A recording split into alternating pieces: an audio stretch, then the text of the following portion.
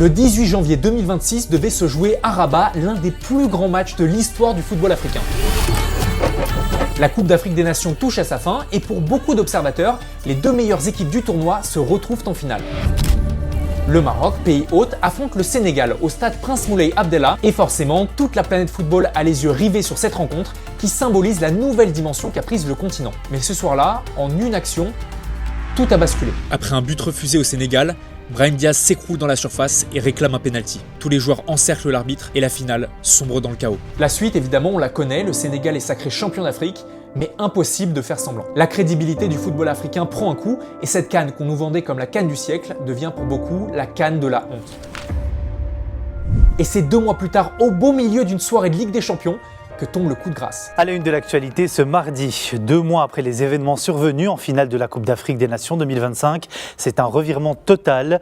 La Confédération africaine de football accorde le titre de la Coupe d'Afrique des Nations 2025 au Maroc. Alors là, on tombe de 15 étages, c'est simple, on dirait une énorme blague. Pour nous, observateurs neutres, le problème est clair. Les instances ne sont pas au niveau et se sont couverts de honte. Mais malheureusement, sur les réseaux sociaux, certains se trompent de cible. Mais alors, comment et pourquoi on en est arrivé là? C'est ce qu'on va essayer de comprendre dans cette vidéo de la façon la plus objective possible. Et donc, pour commencer à démêler cette histoire, quoi de mieux que d'aller à la rencontre de ceux qui la vivent. Les amis, aujourd'hui au Stade de France, le Sénégal affronte le Pérou et mon objectif, c'est de voir et de comprendre l'état d'esprit des Sénégalais après ce qui s'est passé ces dernières semaines. Nous, on est champions d'Afrique.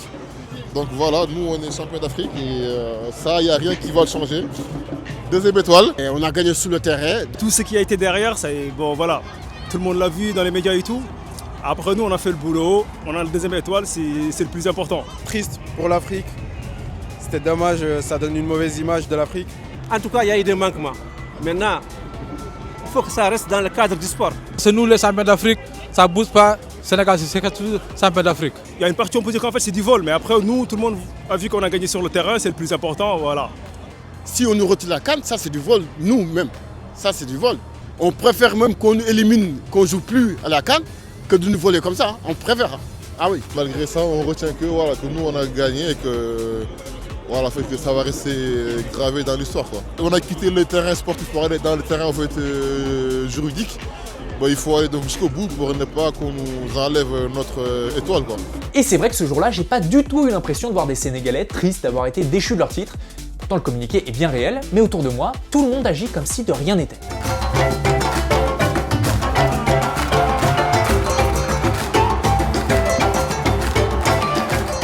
Les amis, le match vient de se terminer, moi je me dirige vers la zone mixte parce que j'ai quelques questions à poser aux joueurs sénégalais.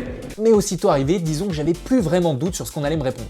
Une question du coup Crépin, bon pas vraiment de doute aujourd'hui avec les 2 étoiles sur le maillot et la célébration, vous êtes bien champion d'Afrique, comment ça s'est passé les dernières semaines pour le groupe et pour vous? Ouais, le groupe, comme vous l'avez pu le voir, on vit très très bien, malgré qu'il y a une décision qui a été donnée. Mais comme je l'ai dit tout à l'heure, on se sentira toujours champion d'Afrique et ça, personne ne pourra nous l'enlever. Le monde entier a vu que le Sénégal a fait un très très bon tournoi pendant 1 mois.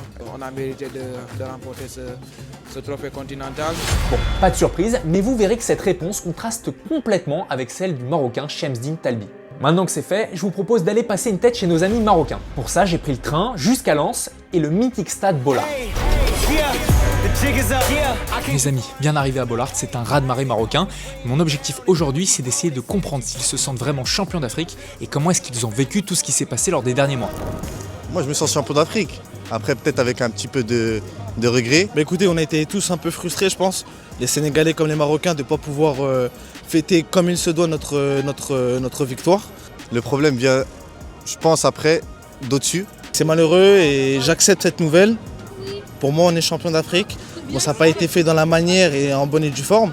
Un goût de regret, peut-être, mais ça reste une victoire. Donc 2 mois, 3 ans, 3 mois, 4 ans, ça reste une victoire, on est champion d'Afrique. Et pour moi, à l'heure actuelle, les champions, c'est les Lions de l'Atlas. Un goût amer que j'ai ressenti sur place. Car oui, les supporters disent qu'ils sont champions d'Afrique, le fait même, mais concrètement, aux abords et même dans le stade, on ne voit écrit nulle part que c'est le cas.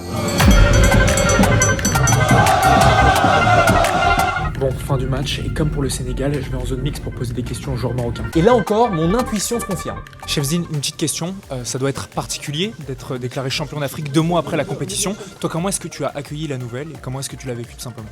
Moi, je n'ai pas accueilli la nouvelle forcément. Voilà. Il s'est passé ce qui s'est passé. Maintenant, c'est à la fédération de s'en occuper et nous, on se concentre sur le football. Toi, à titre personnel, tu te sens champion d'Afrique actuellement?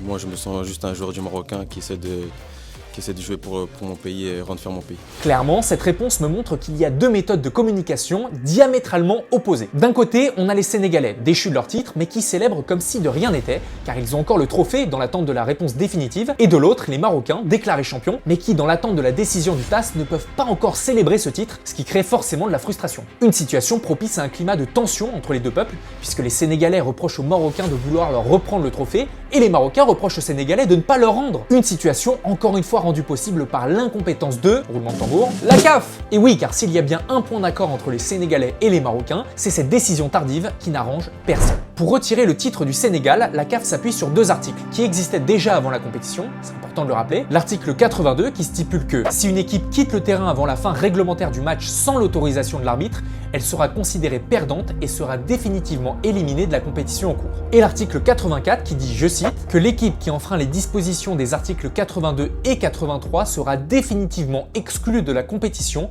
elle perd le match 3-0. Et malgré tout ça, il leur a fallu 2 mois pour prendre une décision.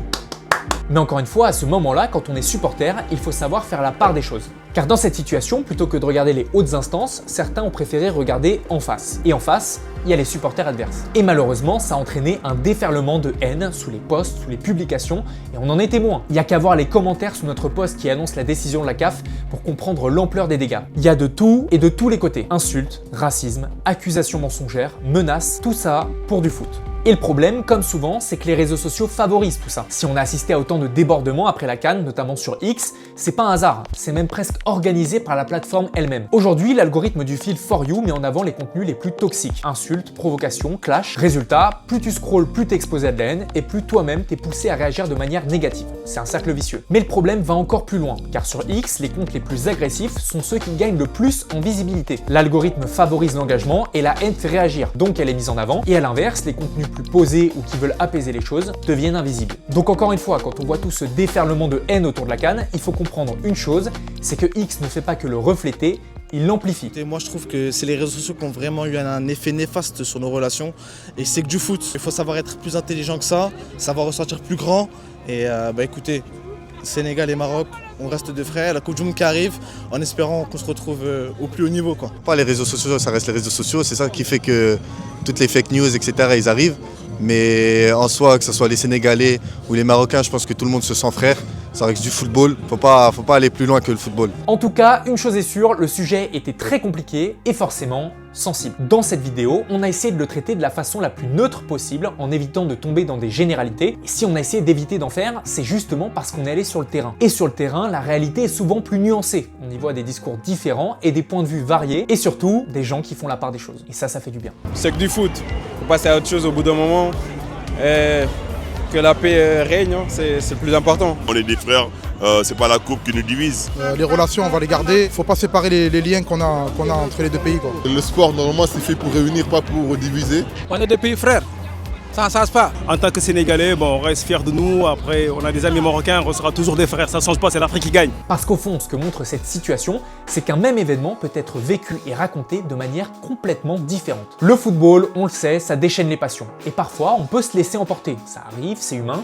Mais attention à ne pas aller trop loin. À nous aussi de faire attention à notre manière de réagir, à notre manière de débattre. Parce qu'au final, on a tous la même passion, le football.